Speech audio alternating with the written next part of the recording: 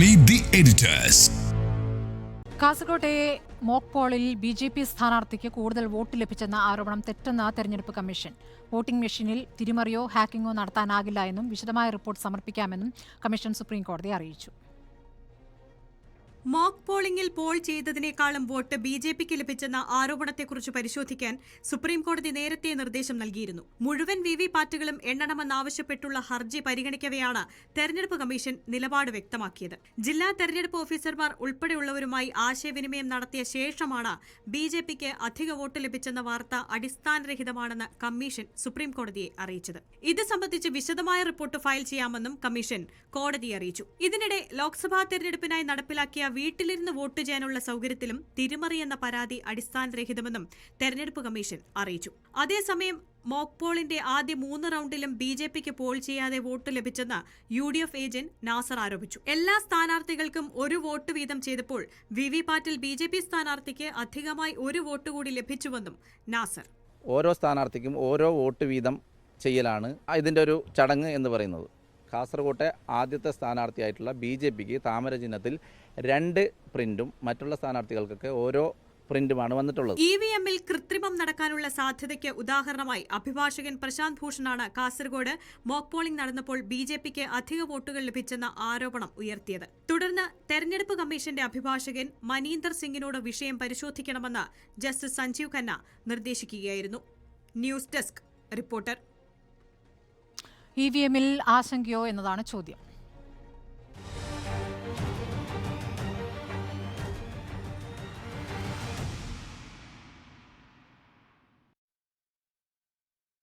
ഉണ്ണിബാലകൃഷ്ണൻ, ഇന്നിപ്പോൾ കാസർഗോഡ് നടന്ന സംഭവം കൂടി സുപ്രീംകോടതി മുന്നിൽ എത്തിയിരിക്കുന്നു. പക്ഷെ അത് മാത്രമല്ല കോടതി ഇന്ന് പരിഗണിച്ചത്. ഇ.വി.എമ്മുമായി ബന്ധപ്പെട്ട് കോടതി പറഞ്ഞ കാര്യങ്ങൾ എങ്ങനെ വേണം വിലയിരുത്താൻ? ഇ.വി.എമ്മിൻ്റെ കാര്യത്തിൽ ആശങ്ക ഉള്ള ഒരാളാണ് ഞാൻ. മാത്രമല്ല, ഇന്നിപ്പോൾ കോടതി പൂർണ്ണമായും ഇലക്ഷൻ കമ്മീഷനെ അങ്ങ് വിശ്വാസത്തിലെടുത്തിരിക്കുകയാണ്. ഇലക്ഷൻ കമ്മീഷൻ്റെ ഒരു ഉദ്യോഗസ്ഥൻ വന്നിട്ട് ഇത് ഒരു കാരണവശാലും അപകടകരമായിട്ടുള്ള ഒന്നല്ല എന്നും ഇത് വളരെ സുതാര്യമാണ് എന്നും കോടതിക്ക് മുമ്പാകെ പറയുകയും കോടതി അത് പൂർണ്ണമായും അങ്ങ് വിശ്വസിക്കുകയും ചെയ്തുകൊണ്ടുള്ള ഒരു വിധി പ്രസ്താവമാണ് നടത്തിയിരിക്കുന്നത്. നോക്കൂ, ഇത് ഇന്ത്യയിലെ മാത്രം പ്രശ്നമല്ല, ലോകത്തെവിടെയും ഇലക്ട്രോണിക് വോട്ടിംഗ് മെഷീനെ സംബന്ധിച്ച് വലിയ ആശങ്കകൾ രൂപപ്പെട്ടിട്ടുണ്ട്. അതുകൊണ്ട് തന്നെ ഈ മുൻനിര രാഷ്ട്രങ്ങൾ എന്ന് നമ്മൾ പറയുന്ന പല രാജ്യങ്ങളിലും ഇലക്ട്രോണിക് വോട്ടിംഗ് മെഷീൻ ഉപയോഗിക്കുന്നില്ല. ഇപ്പോൾ ഉദാഹരണത്തിന് ബ്രിട്ടൻ ഇലക്ട്രോണിക് വോട്ടിംഗ് മെഷീൻ ഉപയോഗിക്കാത്തൊരു രാജ്യമാണ്. ജപ്പാനാണല്ലോ ഈ സാങ്കേതിക വിദ്യയിൽ വളരെ മുന്നിൽ നിൽക്കുന്ന ഒരു രാജ്യം. എന്നിട്ടുകൂടിയും അവർ ഇലക്ട്രോണിക് വോട്ടിംഗ് മെഷീൻ ഉപയോഗിക്കുന്നില്ല. അമേരിക്ക ഇലക്ട്രോണിക് വോട്ടിംഗ് മെഷീൻ ഉപയോഗിച്ചാണ് തെരഞ്ഞെടുപ്പ് നടത്തുന്നത്. പക്ഷേ നിങ്ങൾക്ക് പേപ്പർ ബാലറ്റ് ഉപയോഗിക്കാനുള്ള അവസരമുണ്ട്. കൂടുതൽ ആളുകളും പേപ്പർ ബാലറ്റാണ് ഉപയോഗിക്കുന്നത്. കാനഡയാണെങ്കിലും ഫ്രാൻസ് ആണെങ്കിലും ഓസ്ട്രേലിയ ആണെങ്കിലും ജർമ്മനി ആണെങ്കിലും ഒക്കെ ഇലക്ട്രോണിക് വോട്ടിംഗ് മെഷീൻ ഉപയോഗിക്കാതെ തെരഞ്ഞെടുപ്പ് നടത്തുന്ന, ബാലറ്റിലൂടെ തെരഞ്ഞെടുപ്പ് നടത്തുന്ന രാഷ്ട്രങ്ങളാണ്. എന്ന് മാത്രവുമല്ല, 2009 ജർമ്മനിയിൽ ഈ ഇ.വി.എമ്മുമായിട്ട് ബന്ധപ്പെട്ട് വലിയ തർക്കങ്ങളുണ്ടായപ്പോൾ അവിടെ ഒരു കോൺസ്റ്റിറ്റ്യൂഷണൽ കോർട്ടുണ്ട്. ആ കോൺസ്റ്റിറ്റ്യൂഷൻ മാത്രം പരിശോധിക്കുന്ന ഒരു കോർട്ടാണത്.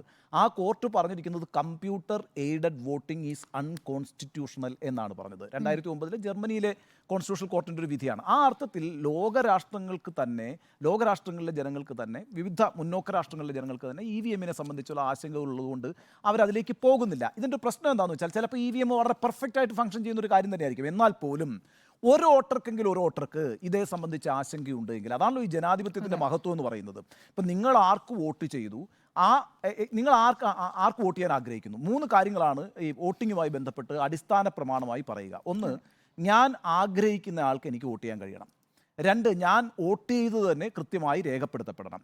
3, ആ രേഖപ്പെടുത്തപ്പെടുന്നത് തന്നെ കൗണ്ട് ചെയ്യപ്പെടണം. ഇതാണ് അടിസ്ഥാന തത്വം എന്ന് പറയുന്നത്. അപ്പോൾ എനിക്ക് ഇഷ്ടപ്പെട്ട ഒരാൾക്ക്, അതിന് ഇൻറ്റൻറ്റ് എന്താണ് പറയുന്നത്, ഇഷ്ടപ്പെട്ട ഒരാൾക്ക് ഞാൻ വോട്ട് ചെയ്യുന്നു, അത് അതേപോലെ തന്നെ രേഖപ്പെടുത്തപ്പെടുന്നു, ആ രേഖപ്പെടുത്തപ്പെട്ടത് തന്നെ കൗണ്ട് ചെയ്യപ്പെടുന്നു. ഇതാണല്ലോ മെക്കാനിസം, അതാണ് ട്രാൻസ്പെറൻസി എന്ന് പറയുന്നത്. പക്ഷേ ഈ ഇലക്ട്രോണിക് വോട്ടിംഗ് മെഷീൻ എന്ന് പറയുന്നത് ഒരിക്കലും ഒരു കുഴപ്പവും സംഭവിക്കാത്തൊരു സംവിധാനമല്ല.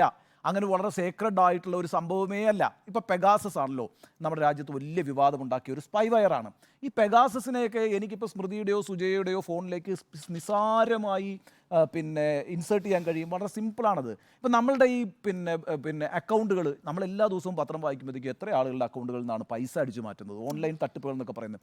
അപ്പോൾ ഇത് ഒരു ലൂപ്പ് ഹോളും ഇല്ലാത്തൊരു സംവിധാനമാണ് എന്ന് പറയേണ്ടതേ ഇല്ല. സ്പൈവെയറൊക്കെ ഒരുപാട് പ്രവർത്തിച്ചുകൊണ്ടിരിക്കുന്ന ഒരു സ്ഥലത്ത് ഇത്തരത്തിലുള്ള മാൽ പ്രാക്ടീസൊക്കെ നടക്കാം. എന്ന് മാത്രമല്ല, ഈ പറയുന്ന കോടതി തന്നെ പറഞ്ഞിട്ടുള്ള വിചിത്രമായ ഒരു കണ്ടെത്തലായിട്ട് ഞാൻ മനസ്സിലാക്കുന്നത്, ഇത് മെഷീന് തെറ്റുപറ്റില്ല എന്ന് പറയുന്നുണ്ട്, പക്ഷേ മാൽ പ്രാക്ടീസ് സാധ്യമാണെന്ന് പറയുന്നുണ്ട്. ഹ്യൂമൻലി ആയിട്ടുള്ള മാൽ പ്രാക്ടീസ് സാധ്യമാണ്. അങ്ങനെ സംഭവിക്കാതിരുന്നാൽ അബ്സല്യൂട്ട് റിസൾട്ട് ഈ മെഷീൻ കൊണ്ടുവരും. ഇവിടെയാണ് പ്രശ്നം. ഹ്യൂമൻലി എന്തെങ്കിലും സംഭവിക്കുന്നുണ്ടോ എന്നുള്ളത് എങ്ങനെയാണ് നമ്മൾ അറിയുക എന്നുള്ളതാണ്.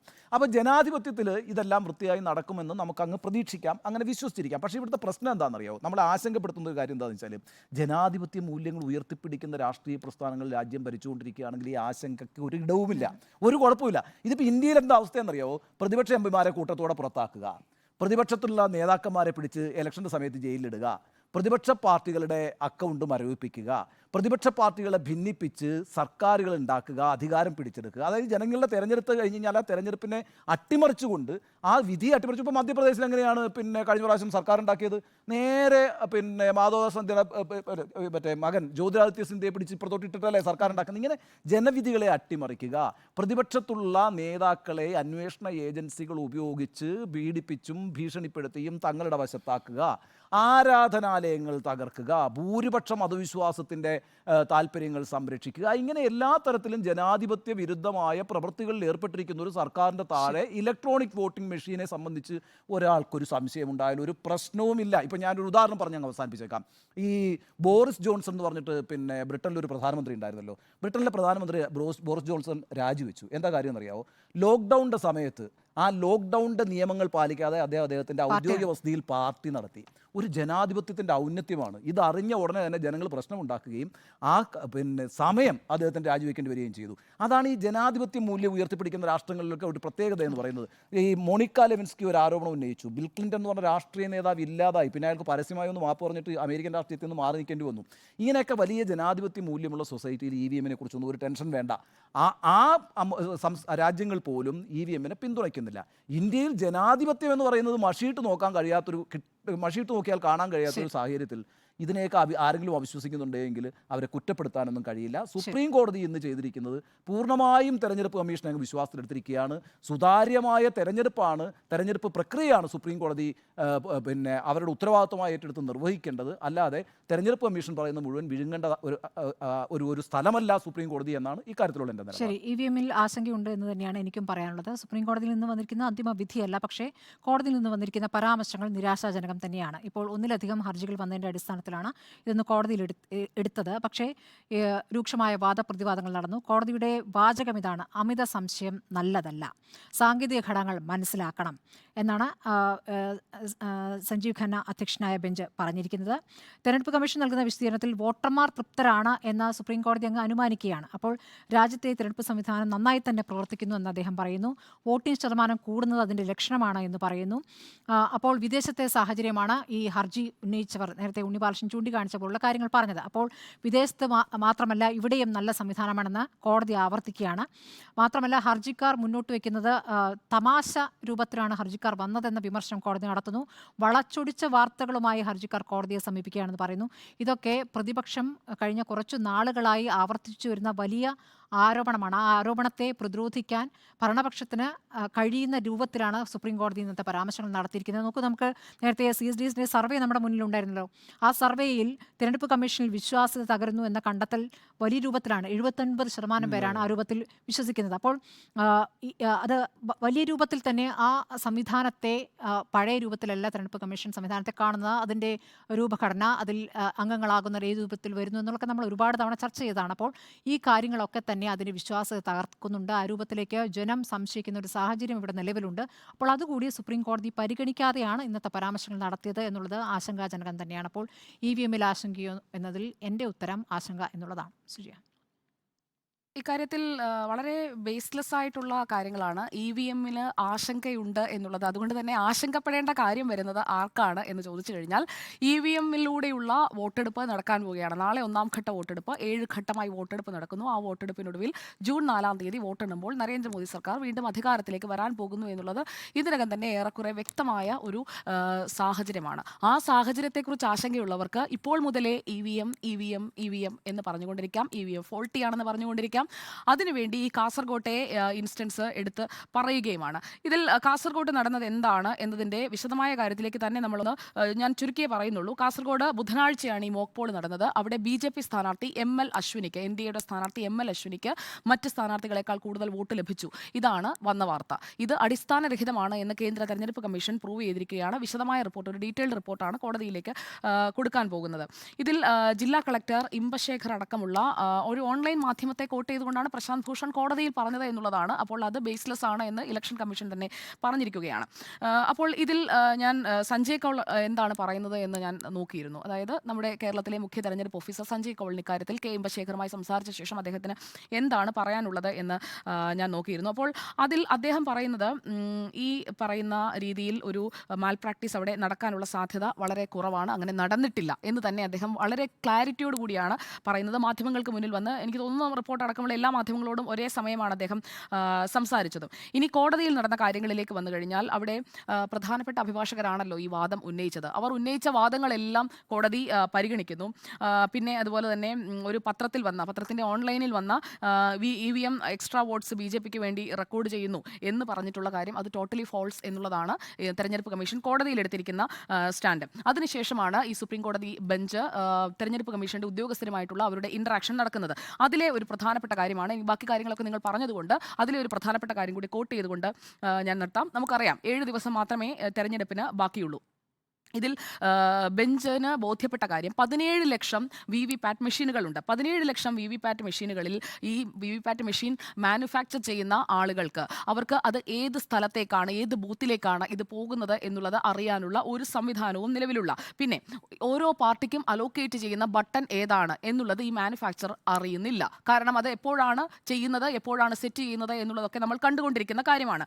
മാത്രമല്ല VVPAT മെഷീനെ കുറിച്ച് അറിയാത്ത കുറേ ആളുകൾ പ്രചരിപ്പിക്കുന്ന ഒരു കാര്യം അതിലെ സോഫ്റ്റ്വെയറിനെ കുറിച്ചാണ്. അതിലൊരു സോഫ്റ്റ്വെയർ ഇല്ല, അതൊരു പ്രിന്റിംഗ് മെഷീൻ ആണ് എന്നുള്ളതാണ് അതിലെ ഏറ്റവും പ്രധാനപ്പെട്ട കാര്യം. ഒരു പ്രിന്റർ എന്ന രീതിയിലാണ് നമ്മൾ VVPAT മെഷീനെ കാണേണ്ടത്. പിന്നെ എന്തുകൊണ്ടാണ് മറ്റേ ഈ VVPAT സ്ലിപ്പുകൾ വരുന്നത് നിങ്ങൾക്ക് എണ്ണി തിട്ടപ്പെടുത്തിക്കൂടെ എന്നുള്ള ഒരു ചോദ്യം. അത് കൗണ്ടിങ്ങിന് വേണ്ടിയിട്ടുള്ളൊരു സ്ലിപ്പല്ല, അതെന്ന് പറയുന്നത് ഈ വോട്ട് രേഖപ്പെടുത്തിയത് കൃത്യമാണ് എന്ന് മനസ്സിലാക്കുന്നതിന് വേണ്ടിയിട്ടുള്ള ഒരു സ്ലിപ്പാണ്. മാത്രമല്ല ഒരു EVMലെ VVPAT പുറത്തേക്ക് വരുന്ന ഈ റെസിപ്റ്റുകൾ എല്ലാം എണ്ണി തിട്ടപ്പെടുത്തണമെന്നെങ്കിൽ 1 മണിക്കൂറെങ്കിലും വേണം. അപ്പോൾ 2019 സുപ്രീം കോടതിയുടെ ഡയറക്ഷൻ ഉണ്ട്. അതനുസരിച്ച് ആ രീതിയിൽ ഒരു എണ്ണിത്തിട്ടപ്പെടുത്തൽ നടത്തണമെന്നുണ്ടെങ്കിൽ സാർ ആഗ്രഹിക്കുന്ന രീതിയിൽ നമുക്ക് UKയിലെയോ അവിടുത്തെയൊക്കെ തെരഞ്ഞെടുപ്പ് ഫലം പോലെ കാത്തിരുന്ന് പതുക്കെ എണ്ണി നേരം വെളുപ്പിച്ച് പതുക്കെ അറിയാൻ പറ്റും. എന്തായാലും നമുക്ക് സാങ്കേതിക സംവിധാനങ്ങളൊക്കെ മെച്ചപ്പെട്ട രീതിയിലാണ് തെരഞ്ഞെടുപ്പ് നടക്കുന്നത്. EVMനെ കുറിച്ചുള്ള കുറ്റം പറച്ചിൽ മാത്രമാണ് നടക്കുന്നത്. കോടതി അതുകൊണ്ടാണ് പെറ്റീഷണേഴ്സിനോട് പറഞ്ഞ കൃത്യമായ വാചകം ഇങ്ങനെയാണ്: everything can be suspected, can be critical of everything. എല്ലാത്തിനെയും ഇങ്ങനെ സംശയദൃഷ്ടിയോടെ ദോഷരേഖ ദൃക്കുകളായിട്ട് ഇങ്ങനെ ഇരുന്ന് ദയവ് ചെയ്ത് കാണരുതേ. അപ്പോൾ ഒരാഴ്ച കൂടിയുണ്ട്, നന്നായി പണിയെടുക്കൂ, നന്നായി പ്രചാരണം നടത്തൂ. അപ്പോൾ പിന്നെ NDA സ്ഥാനാർത്ഥിക്ക് കൂടുതൽ വോട്ട് കിട്ടിയെന്ന് പറഞ്ഞ് ഇങ്ങനെ EVMനെ കുറ്റം പറഞ്ഞ് വിലപിക്കേണ്ടി വരില്ല. This is my final take. EVMൽ ഒരാശങ്കയുമില്ല, ആശങ്കയുള്ളത് തോറ്റുപോകുമെന്നുള്ളവർക്കാണ്. ഒറ്റ കാര്യം, അതായത് ഈ ഒന്നാമത്തെ കാര്യം ഈ തോൽവിയുമായി ബന്ധപ്പെട്ടല്ല EVMന്റെ ആശങ്ക നമ്മൾ പറയുന്നത്. ഇപ്പം അങ്ങനെ 2014 വലിയ ഭൂരിപക്ഷത്തിൽ നരേന്ദ്രമോദി വിജയിച്ചു ജയിക്കുമ്പോഴാണല്ലോ പറയുന്നത് EVMൽ മാൽ പ്രാക്ടീസ് കാണിച്ച ജയിച്ചതെന്ന്. അങ്ങനെയല്ല, ഞാൻ പറഞ്ഞത് EVMനെ പിന്നെ സംശയത്തിൽ നിർത്തുന്ന കാര്യങ്ങൾ. EVM ഒരു സോഫ്റ്റ്വെയർ ആണ്. ആ സോഫ്റ്റ്വെയറിനെ എപ്പോൾ വേണമെങ്കിലും നമുക്ക് ആൾട്ടർ ചെയ്യാൻ കഴിയുന്ന രീതിയിൽ, അല്ലെ അത് ഒരു എന്താ പറയുക, നമ്മുടെ രാജ്യത്ത് ഒരുപാട് കാര്യങ്ങൾ അങ്ങനെ സംഭവിച്ചുകൊണ്ടിരിക്കുന്നുണ്ട്. ആ ഒരു ആശങ്ക ഉണ്ട്. അത് പിന്നെ 2019 ജഡ്ജ്മെൻറ്റ് പറഞ്ഞല്ലോ. 2019 ജഡ്ജ്മെൻറ്റിൽ വളരെ കൃത്യമായിട്ട് പറഞ്ഞിരിക്കുന്നത് ഈ മുഴുവൻ VVPAT വേണം എന്നല്ല പറഞ്ഞിരിക്കുന്നത്. ഒരു പാർലമെൻറ്റ് മണ്ഡലത്തിലെ ഒരു അസംബ്ലിയിലെ റാൻഡമായിട്ട് സെലക്ട് ചെയ്യുന്ന 5 വോട്ടിംഗ് മെഷീനുകളിലെ കണക്കും VVPATും തമ്മിൽ കമ്പയർ ചെയ്തുകൊണ്ടിരിക്കണം. അതൊരു എക്സസൈസാണ്. അത് നടക്കുന്നില്ല എന്നുള്ളതാണ് പ്രധാനം. അതായത് ഒരു പാർലമെൻറ്റ് മണ്ഡലത്തിലെ ഒരു നിയമസഭ, 7 നിയമസഭാ മണ്ഡലങ്ങളാണുള്ളത്. അപ്പോൾ 35 മെഷീൻസ് റാൻഡമായിട്ട് സെലക്ട് ചെയ്യുന്നത്. ആ 35 മെഷീൻസും 35 മെഷീൻസുമായി കണക്റ്റഡ് ആയിട്ടുള്ള VVPATും അന്വേഷിച്ചാൽ നോക്കിയാൽ എന്തെങ്കിലും ഒരു പിന്നെ വീഴ്ച വന്നിട്ടുണ്ടെങ്കിൽ അത് അപ്പോൾ നമുക്ക് കണ്ടെത്താൻ കഴിയും. ആ പ്രാക്ടീസ് ഉണ്ടാവണം. അത് മാത്രമല്ല, അതുകൊണ്ട് ഒരുപാട് സമയമെടുക്കുന്നുണ്ടെന്നും കുഴപ്പമില്ല. ഇപ്പോൾ 1996-ലെയും 99-ലെയും തെരഞ്ഞെടുപ്പ് ഞാൻ റിപ്പോർട്ട് ചെയ്തിട്ടുണ്ട്. ആ 2 റിപ്പോർട്ടുകൾ പിന്നെ 2 തെരഞ്ഞെടുപ്പുകളും 3 ദിവസം കഴിഞ്ഞിട്ടാണ് റിസൾട്ട് വന്നത്. കാരണം ബാലറ്റ് പേപ്പറിലാണ് ഇപ്പോൾ നടന്നിട്ടുള്ളത്. 2004 ഇലക്ഷനാണ് ഈ ഇലക്ട്രോണിക് വോട്ടിംഗ് മെഷീനിലേക്ക് മാറുന്നത്. ഈ തെരഞ്ഞെടുപ്പുകളിലേക്ക് തെരഞ്ഞെടുപ്പ് റിപ്പോർട്ട് ഞാൻ റിപ്പോർട്ട് ചെയ്തിട്ടുണ്ട്. ഈ VVPATും EVMും തമ്മിലുള്ള മിസ്മാച്ച് സംഭവിച്ചു എന്ന് തെളിയിക്കപ്പെടുന്ന ഏതെങ്കിലും കാര്യങ്ങൾ ഉണ്ടോ എന്ന് തെരഞ്ഞെടുപ്പ് കമ്മീഷൻ ചോദിക്കുന്നുണ്ട്. കൃത്യമായിട്ടാണ്. അതെ, അല്ലേ? അല്ല, ഇതിനകത്തൊരു പ്രശ്നം എന്താ അറിയോ? അതിൽ VVPAT ആൻഡ് EVM മിസ്മാച്ച് സംഭവിച്ചിട്ടുണ്ടെങ്കിൽ നമുക്ക് സംഭവിച്ചിട്ടുണ്ട് എന്ന് പറയാം. അങ്ങനെ സംഭവിച്ചിട്ടില്ല. ഇത് തെരഞ്ഞെടുപ്പ് കമ്മീഷൻ ഇന്ന് കോടതി അറിയിച്ച കാര്യമാണ്. അത് കോടതി അപ്രൂവ് ചെയ്യുന്നുമുണ്ട്. അത് ശരിയാണ്. പക്ഷേ പ്രശ്നം എന്താണെന്ന് വെച്ചാൽ ഈ 2019 ജഡ്ജ്മെന്റ് പ്രാക്ടീസ് ചെയ്യപ്പെടുന്നില്ല എന്നുള്ളതാണ് ഒരു കണ്ടൻഷൻ. അതായത് ഞാൻ നേരത്തെ പറഞ്ഞ കണക്ക് ഒരു പാർലമെന്റ് മണ്ഡലത്തിലെ ഒരു നിയമസഭാ മണ്ഡലത്തിലെ 5 മെഷീൻ വെച്ച് 35 മെഷീനുകൾ നോക്കണം. ആ 35 മെഷീനുകളും VVPATുമായി കമ്പയർ ചെയ്യപ്പെടുന്നില്ല. അങ്ങനെയാണെങ്കിൽ റിസൾട്ട് പ്രഖ്യാപിക്കാൻ കഴിയില്ല. ഇപ്പോൾ നമ്മൾ രാവിലെ ഇപ്പോൾ നോക്കിക്കോ, ജൂൺ 4 കൗണ്ടിങ് തുടങ്ങി ഒരു 8:30 മണി മുതൽ നമ്മൾ റിസൾട്ട് പ്രഖ്യാപിച്ചു തുടങ്ങും. ഈ പറയുന്ന പ്രോസസ്സ് നടക്കുന്നതേയില്ല. അതാണ് ഒരു പ്രധാനപ്പെട്ട കണ്ടൻഷൻ. അപ്പോഴാണ് പറഞ്ഞത് ഇത് ടൈം ടേക്കിംഗ് പ്രോസസ്സാണ്. അങ്ങനെയാണെങ്കിൽ ഇത് ട്രാൻസ്പെറൻ്റായി നടത്തണമെന്നുള്ള ആഗ്രഹമുണ്ടെങ്കിൽ ആ ടൈം ടേക്കിംഗ് പ്രോസസ്സിലേക്ക് പോയാലും ഒരു ദിവസത്തേക്കുള്ളൊന്നും ഇതെടുക്കില്ല. അതൊന്നാമത്തെ കാര്യം. അതാണ് ഞാൻ പറഞ്ഞത്. മറ്റത് 94-ലും 99-ലും ഒക്കെ 3 ദിവസം കഴിഞ്ഞിട്ടാണ് ഈ റിസൾട്ട് വന്നത്. ഒരു പ്രശ്നവും ഇല്ലെന്നേ. രാജ്യത്ത് നന്നായി ജനാധിപത്യം അതെ, അത് മാത്രം. ഇപ്പൊ 1.5 മാസമാണ്. ഞാൻ ഒരു കാര്യം കൂടി പറഞ്ഞാൽ അവസാനിപ്പിച്ചേക്ക്. ഇതിനകത്ത് ഞാൻ പറയുന്നത് വെച്ചാൽ ഞാൻ നേരത്തെ ചൂണ്ടിക്കാണിച്ചതാണ് വിഷയം. എന്നെ സംബന്ധിച്ചിടത്തോളം ഈ രാഷ്ട്രത്തിൽ നിലനിൽക്കുന്ന സാഹചര്യങ്ങൾ ഈ കാര്യങ്ങളെല്ലാം സുതാര്യമായി നടക്കുമെന്ന് പ്രതീക്ഷിക്കാൻ കഴിയുന്നില്ല. ഇപ്പോൾ ഉദാഹരണത്തിന് മിനിഞ്ഞാന്ന് ഗയയിൽ പൊട്ടിക്കരഞ്ഞിരുന്നു മാത്രമേ ഉള്ളൂ ഈ ഭരണഘടനയെ കുറിച്ച് മോഡിയെ. നരേന്ദ്രമോദി ഏതാണ്ട് ഗദ്ഗത കണ്ടനായിട്ടാണ്. ഇപ്പം അംബേദ്കർ ഇതിൻ്റെ മുമ്പിൽ വന്നാൽ പോലും ഈ ഭരണഘടന മാറ്റാൻ കഴിയില്ല എന്ന് ആണയിട്ട് ആയിരക്കണക്കിന് ജനങ്ങളോടുകൂടി നേരിട്ട് പറയുകയും അത് വലിയ രീതിയിൽ ടെലികാസ്റ്റ് ചെയ്യപ്പെട്ട് രാജ്യം മുഴുവൻ പറയുകയും ചെയ്തതിൻ്റെ പിറ്റേ ദിവസമാണ് ദൂരദർശൻ്റെ എംബ്ലം കാവ്യ പതിപ്പിച്ചത്. അപ്പോൾ ആ രീതിയിൽ ഈ പറയുന്ന ഒരു സൈഡിൽ ഇതൊക്കെ പറയും, മറ്റേ സൈഡിൽ ഞങ്ങൾ ഞങ്ങളുടെ അജണ്ടയും കൂടെ അല്ല. കാവ്യ വിലക്കപ്പെട്ട കളറല്ല. പക്ഷേ കാവ്യ എന്ന് പറയുന്നത് ഒരു പ്രത്യേക രാഷ്ട്രീയ അവിടെ നീലയൊക്കെ പക്ഷെ ഒരു പ്രശ്നമില്ല. പക്ഷെ കാവ്യ ഉടുത്ത ആളുകൾ വലിയ കൊലപാതകങ്ങൾ നടത്തുകയും ആ കാവ്യ എന്ന് നടത്തുന്നുണ്ട്. കാവ്യ എന്ന് പറയുന്നത് രാജ്യത്ത് പല ജനവിഭാഗങ്ങൾക്കും ഒരു ഭീഷണിയായി മാറുമ്പോൾ സ്വാഭാവികമായിട്ടും അതൊരു ത്രെട്ടായിട്ട് ഫീൽ ചെയ്യും. ഇപ്പോ അത് ഞാൻ പറയുന്നത് ഒറ്റ കാര്യം ഞാൻ VVPATും തമ്മിലുള്ള മിസ്മാച്ച് ഇതുവരെ പ്രൂവ് ചെയ്യപ്പെട്ടില്ല എന്ന് കോടതിയിൽ കൂടി ഇത് പറഞ്ഞിരിക്കുകയാണ്. സുപ്രീം കോടതിയിൽ പറഞ്ഞിരിക്കുകയാണ്. ആയിക്കോട്ടെ, സുപ്രീം കോടതിയിൽ തെരഞ്ഞെടുപ്പ് കമ്മീഷൻ പറഞ്ഞു കഴിഞ്ഞു. അത് മാത്രമല്ല, ഇപ്പൊ ഒരു കേസ് നടന്നു, ഒരു സംഭവം നടന്നു, ഒരു കൊലപാതകം നടന്നു. പോലീസ് റിപ്പോർട്ട് വിശ്വസിക്കുകയാണോ കോടതി ചെയ്യുക? അങ്ങനെ പിന്നെ വെറുതെ ചർച്ചയൊന്നും വേണ്ടല്ലോ. പോലീസ് റിപ്പോർട്ടിംഗ്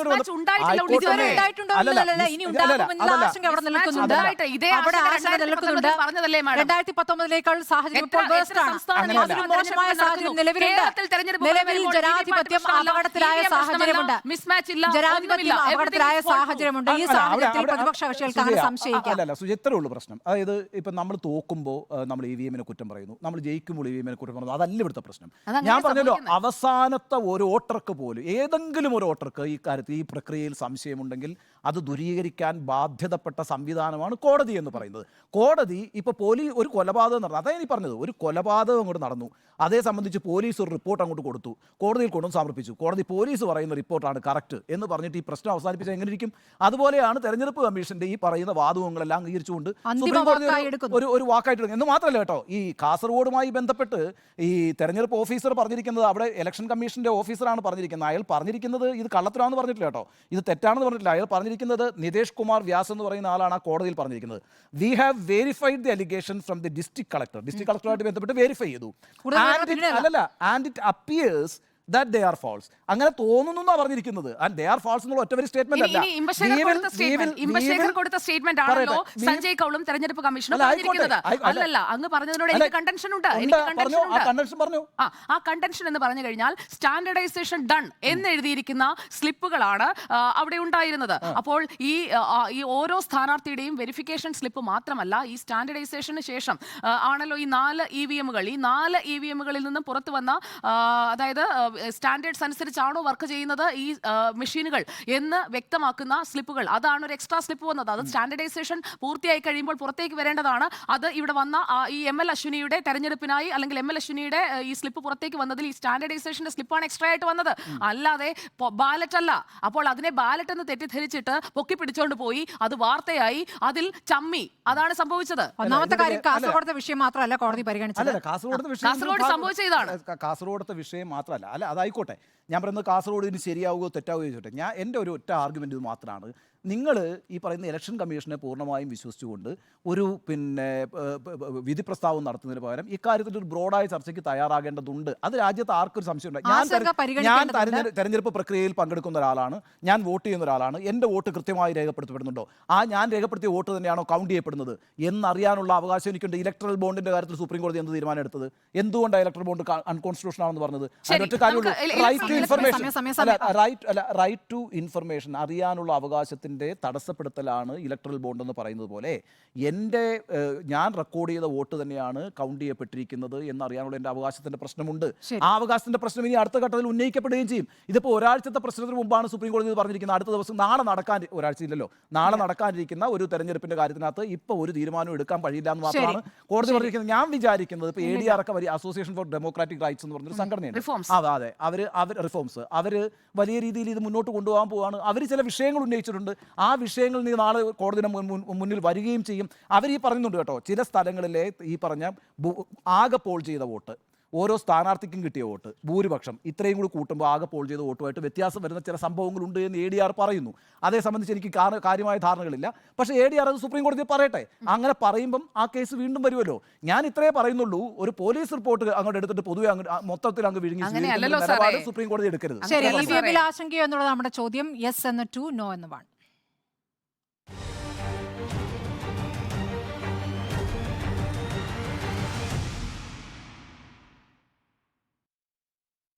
മീറ്റ് ദി എഡിറ്റേഴ്സിന് നാളെ. നമസ്കാരം. Good night.